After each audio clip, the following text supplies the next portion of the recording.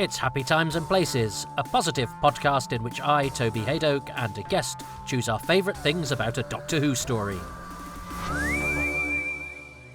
Hello, Toby. My name is Jonathan Morris, and I'm a writer. The story I've chosen is the Peter Davison classic adventure from 1984, Warriors of the Deep. Well, welcome back to Warriors of the Deep. It's episode 2. We're all in a base. We're about to get besieged. Press play. Now. And there we go. So, welcome back. Opening story of season 21. Doctor Who was riding so high at this point. The last thing we had seen had been the 5 Doctors. Ed Stradley makes a very interesting point in the documentary of this, that this is the sort of point that Doctor Who started its downward turn in the eyes of the public, in that, you know, it's riding high from the 5 Doctors. The Doctor Who celebration was out, Doctor Who 20th anniversary special was out, and then, you know, this story starts the next run, and it's on a brightly lit Seabase, and has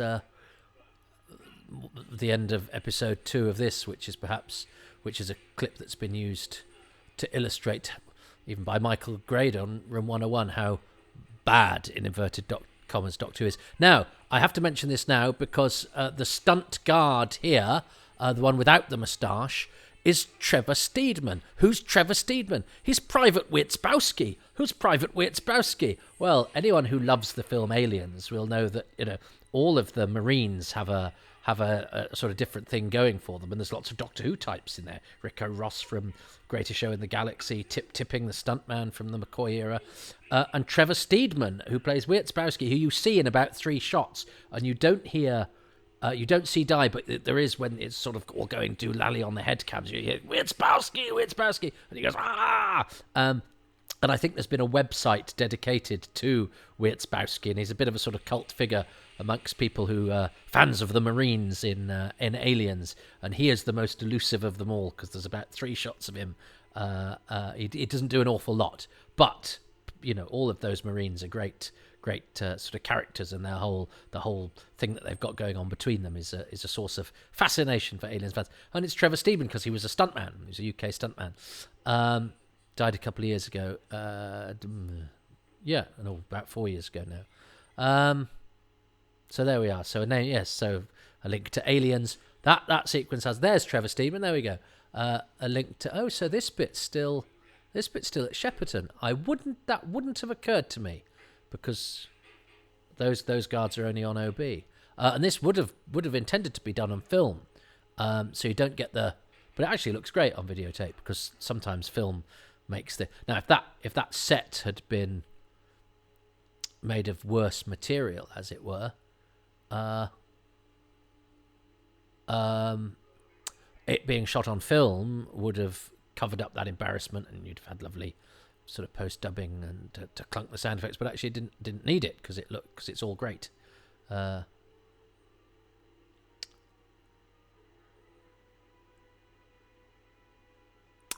actually maybe that airlock bit isn't at Shepperton. Maybe that's somewhere else. That's where the water tank is. I don't know. Do you know what? I don't know. I've just told you loads about an airlock. You can look it up. I'll put a subtitle.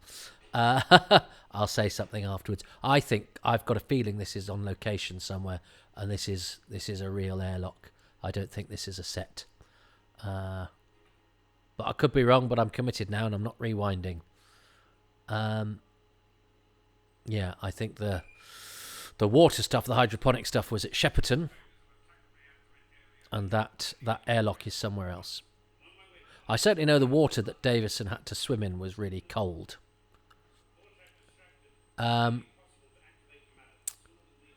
So, and of course, the Doctor didn't want to. Gosh, her makeup is. The makeup is what Johnny Morris said. It's quite rainbowy. She looks a bit like Kronos, actually, having been in The Time Monster herself. Ingrid Pitt, Hammer Star, returning to Doctor Who from the Pertwee era. That was a lovely bathing of light in the in the Sea Devils. I'm niggled about that airlock. It's going to annoy me. I try to get things right. But actually, that wasn't the task I set myself with this. It was to watch this and enjoy it, not be a perfect oracle. So I've got to stop.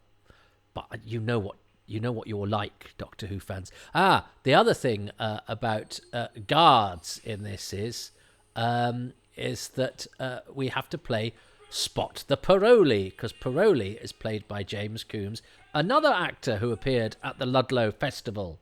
This has so many... Ludlow is a small market town which I was brought up 10 miles outside of, but every year they have a Shakespeare play in the castle. They don't anymore, but it was an open-air Shakespeare, and the visiting company was always professional actors doing a Shakespeare.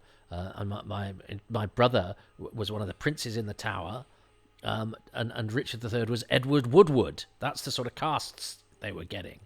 And so then when I came of age and it was my turn, I did Merchant of Venice with James Ellis, and then I carried on. And so Vincent Brimble, Tarpock, was in As You Like It with Sylvester McCoy as Touchstone, John Gordon Sinclair as Orlando, and then Skibbus and Tarpock, and then Vincent came back and was in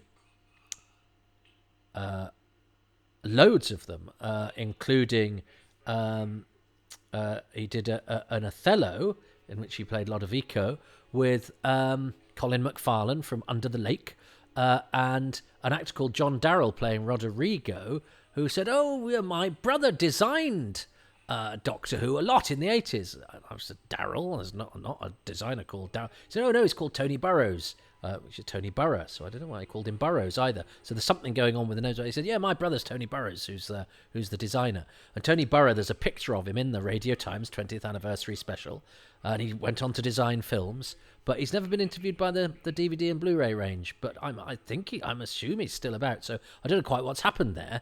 And John was a wonderful, eccentric, proper old character actor, fruity. But I never got to meet his brother. I worked with John a couple of times. But so Ludlow Festival, which was my, the first place I got a whiff of the grease paint. And any actor that had been in Doctor Who, I made a beeline for, and they were very, very, very kind. And Vincent Brimble and James Coombs had been in Ludlow Festival, who plays Paroli, before I was old enough, but he was in The Tempest, and Prospero was Bernard Bresslaw from The Ice Warriors. Caliban was Frank Windsor from The King's Demons and Ghostlight, although he hadn't been in Ghostlight then. I don't think he'd been in King's Demons then either. And Stefano and Trinculo was Sylvester McCoy and Jim McManus from The Invisible Enemy. So, it was a gold mine. It was always a gold mine for Doctor Who actors, and I'd occasionally get their autographs, and it made me very happy. But James Coombs, you were hard-pressed to spot in this. He was the voice of Sentinel-7 in Episode 1, and he's basically any guard that says anything, and they all have the all-encompassing name of Paroli. I might have made this up, but I think he dies about 3 times. But basically, if there's a guard with a line, it's Paroli. James Coombs, whose main claim to fame, apart from that he was going to be the voice of the Krags in Sharda, missed out on that, so Pennant Roberts gives him a job. That's nice. That's his voice. That's James Coombs' voice. He's the Milk Tray Man. He's a very handsome, good-looking, he's now grey. No, that's not a pejorative term for anybody that's not watching the video version. I'm as grey as you like, and James Coombs has more on top than I. But he's a very handsome, James Bondy sort of looking actor. But yeah, he was going to be in Sharda, but he's in this. But as sort of, random talky god. Mark Strickson does not get enough credit. He's a really interesting actor. He's a really pesky actor. He has a really sort of dirty energy about him. He's got a sort of spiteful vibe going on, but he's not afraid to sort of mix it up, and he's very good at looking behind him when he's musing about catching the camera. But the way he delivers lines is really interesting. He always keeps it fresh, and I think the companions have such a tricky job a lot of the time in all Who, but in 80s Who. And I think he's a fascinating, very watchable performer.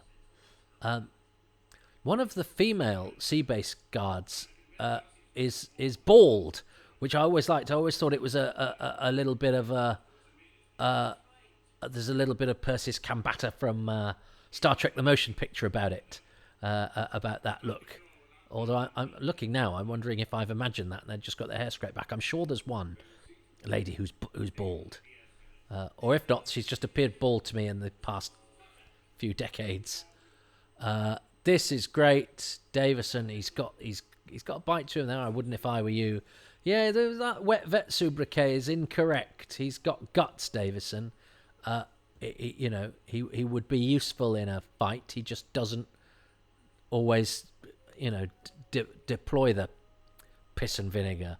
Tara Ward here playing Preston. She was married to Ray Lunnan, who's in Frontier in Space.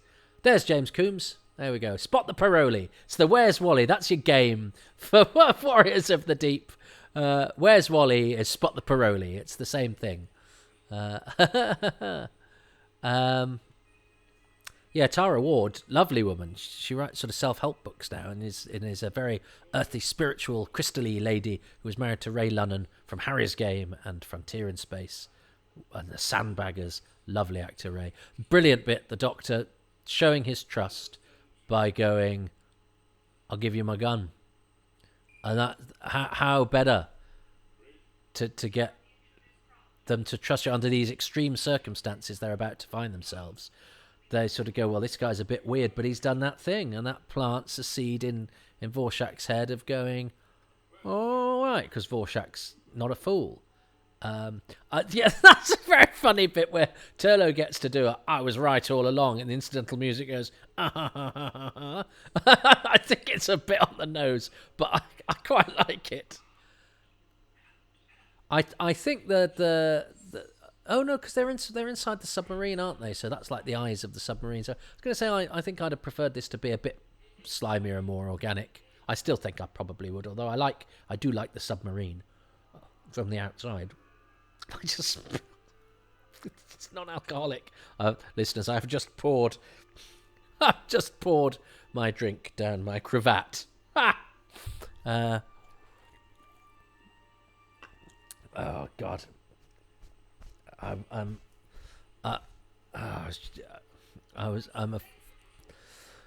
a rep actor waiting to happen. If only I'd been bought 40 years earlier, I could have always spilt lager down my cravat.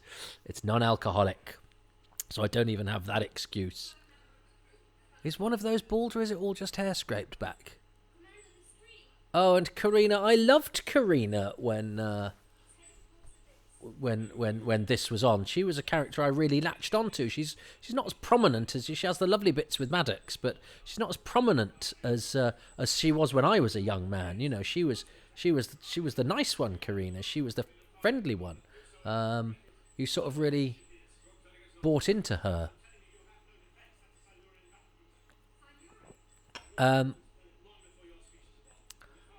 He's really on the nose here, Davison, and I have a grudging admiration for Tom Adams as Vorshak because it is a very chiseled performance. What some could say chiseled out of mahogany, but he has a kind of stoical 50s undemonstrativeness about him that he's sort of acting like he's in a B movie, and he was. I mean, he was a really interesting. He had an interesting career, Tom Adams, because he was in that James Bond spoof. He was a bit of a movie star in the 60s, and he's in The Great Escape. And then he'd done a series called Strike It Rich, so I knew him when he was on this. He was known to us as an actor. It was like oh Tom Adams. He's in it. That was impressive. And then he later went on to advertise sofas forever. There's a if you're not from the UK listening to this, there's a sofa company called DFS who never don't have a sale. That's the joke. And he always did the DFS sale. But then there were other programs where he spoofed that DFS guy image. And he also, he carried on doing acting roles in Casualty and things like that, guest parts in things.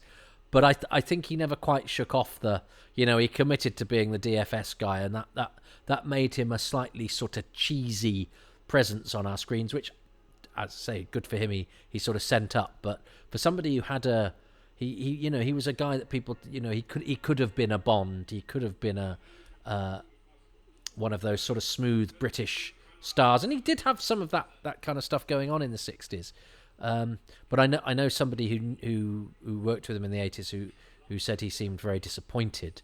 I interviewed him, I have to say, for a series of DVDs, and I found him very relaxed, very casual about the whole thing, didn't take any of it seriously, perfectly happy, and quite a jolly fellow. And he died not long after that. I was quite surprised. But this Seabase stuff is great. We are in a place locked up with guards. Well, yes, of course, and the two power blocks. They don't name them, but in 1983, 84, Russia and America were pointing at each other with nuclear missiles. Their fingers were made of warheads. That's Paroli talking there. He's is that him in the background as well? Is he everywhere? And it didn't strike me as a kill him. Yeah, that's it. And Davison's like, oh yeah, cheers. He can be quite terse when dealing with authority figures, Davison. He's petulant is the wrong word, but he's no, that's not Paroli. Why didn't Paroli get to say no, ma'am? Probably because he's here. No, yeah, because he's here saying no, sir. He can't be. I mean, he's a man of many talents, but he can't be at two airlocks at once. And it's interesting because there's actually been... the Sea Devils and Silurians, those scenes in the submarine are a bit sort of ploddingly done. And yeah, I've talked about the atmosphere that you could have in this base that doesn't. But there's nothing that's setting this out as... This had a terrible reputation for many years. And it was definitely not loved amongst anybody that I spoke to in the the late 80s, early 90s, if ever I spoke to anybody about any Doctor Who fans. I don't think it looks any worse than a lot of what was around at the time, and as I say, it has a kind of B-movie charm about it that utterly wins me over. If this was a Sunday afternoon and I just wanted to chill out and watch an action adventure, Doctor Who doing action adventure, which it sometimes chooses to do, and I'd seen Earthshock recently and some of the Resurrection of the Daleks recently. This is certainly Eric Saywood's cup of tea, isn't it? I believe is that a bald lady? Oh no, maybe not. Maybe I imagine the bald lady, and it's just their hair scraped back. Eric Saywood killed off Vorschach and Preston, who don't die in Johnny Byrne's script, because Eric Saywood, thinks killing people is dramatic, and I don't think he's incorrect. And as a kid, his sort of blood and thunder and violence was what I wanted. I didn't want philosophical conversations on a spaceship or historical pageantry. I wanted tough talking people getting killed. But I'm sorry, I did. And, the fact that this has the morality element to it, are we doing the right thing? Do I have the right, and it's not, there should have been another way. All of that is to its credit. That now, obviously, the Myrka is armed with some sort of electric charge that reduces metal doors to sponge. That is right, because the Myrka was delivered earlier. Matt Irvin, bless him, he was on Swap. He was the visual effects guy who did this. He was the face of BBC visual effects. He was like the visual effects guy who was always on Swap Shop, the Saturday morning show, and he was very much the ambassador for the visual effects department. And I wrote to the visual effects department because I was trying to get hold of Jack Kine and Bernard Wilkie, its founders, because I was wanting to write a book about Quatermass, which I'm still doing, but this was in 1989, so I was 15. Boy, I can't knock a guy for trying. And instead of just forwarding my letter, Matt Irvin rang me up and said, "Oh, well, I could tell you a bit about Quatermass, and yes, we're going to forward the letters as well." So I got back from school and had a chat with Matt Irvin, the visual effects guy from Swap Shop. But he mentioned, and I said, "Oh, because I know your name from Doctor Who, of course." He said, "Yeah, I'm sort of done with that now, because it's horrible the way she smiles because she thinks he's going to be nice to her. And Martin Neal does this brilliantly. He doesn't want to strangle her. That's really well done from him. He's being forced to strangle her, but he's not being wimpy about it either. There's he's acting against his will, and his brain is saying one thing and his face is saying another. Well done, Martin Neal. Poor old Karina. She didn't make as much of an impact on me subsequently, but when I first watched this, that was really sad. So Matt Irvin, who designed the Myrka, he was on another job. So there was a delay, and then the studio was brought forward, wasn't it? Because the election was coming up or something. So this story was compromised by its production schedule, and I know it adversely affected Matt's relationship with Doctor Who, which is a shame because he's a legend and the only man in the universe that can get away with a mullet.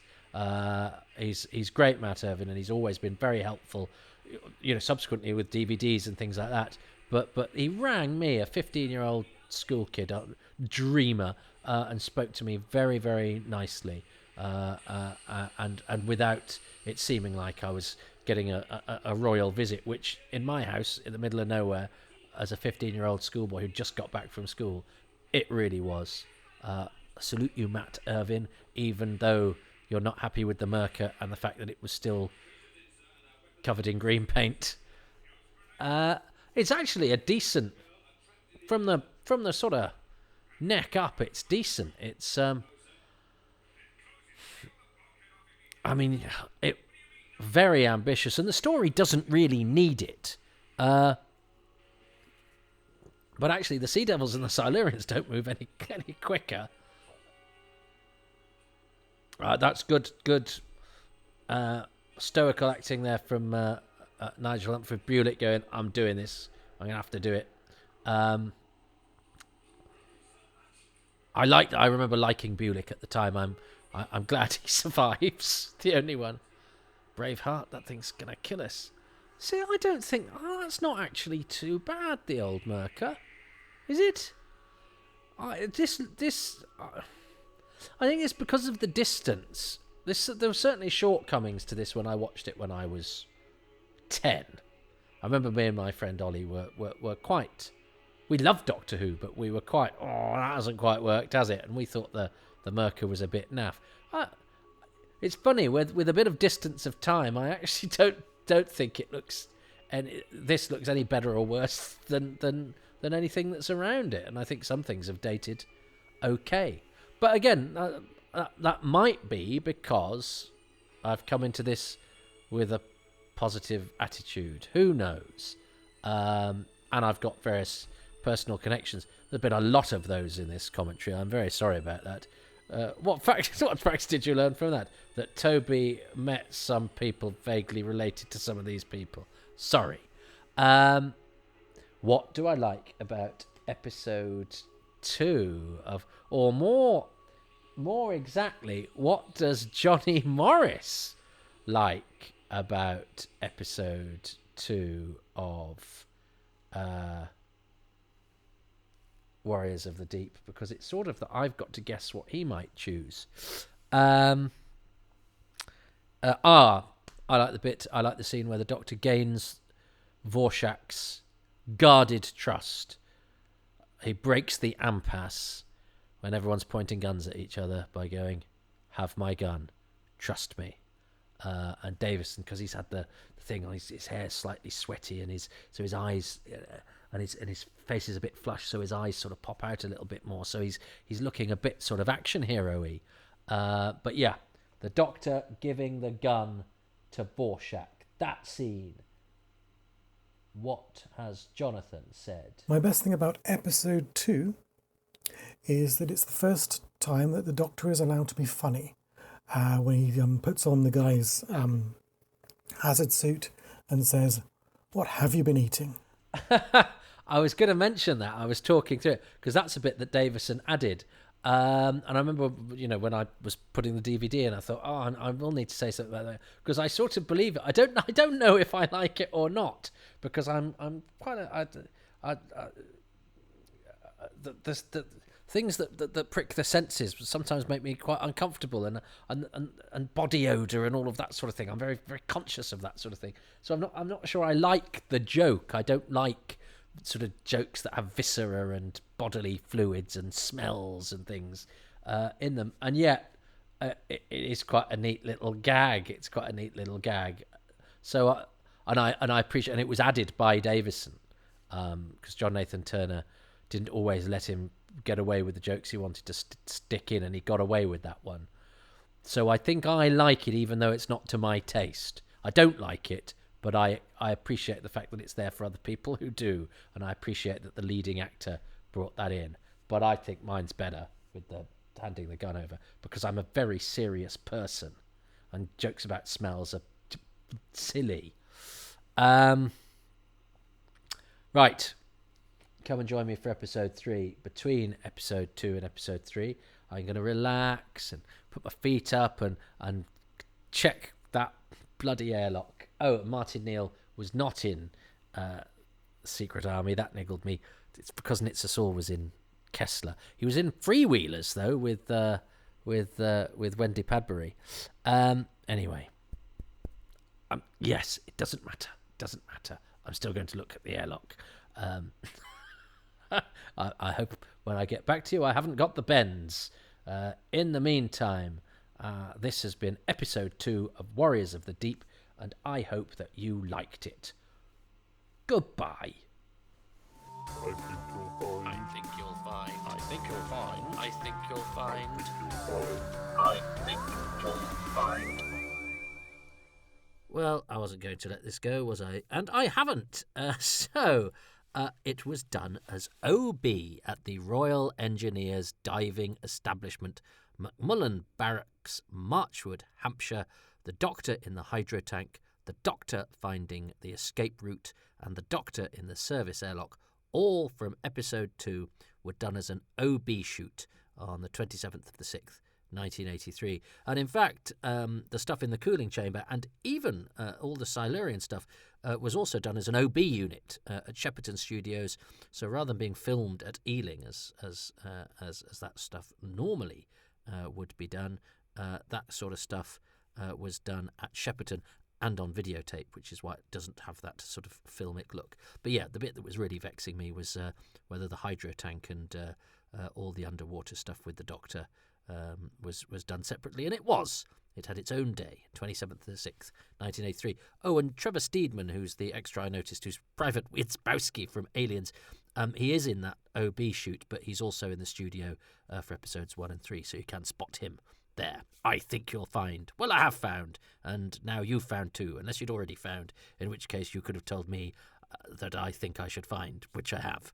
So, find off. Thank you so much for listening to Happy Times and Places with me, Toby Hadoke, and my special guest, Jonathan Morris, who can be found on Twitter at Johnny Morris 1973, Johnny without an H. Johnny and I have also collaborated on a comedy pilot, Dick Dixon in the 21st Century. Google it, you'll find it, have a listen, it's fun. Thanks to podcast patrons who include Ruben Herfindahl, Mark Owen, Peter Harness, Rob Leonard, Stephen Moffat, Richard Straw, Jenny at Blue Box 99, Paul Cook, Rob Dawson, John Deere, Chris Dunford-Kelk, Siobhan Galichon, Ian Key, Joe Llewellyn, Darren Mackay, Barry Platt, Luke Adkins, Peter Adamson, Will Brooks, Peter Burns, Rick Byatt, Paul Carnahan, Paul Carrington, Andy Case, Richard Chalk and John Curley. The music for this podcast is by Dave Gates.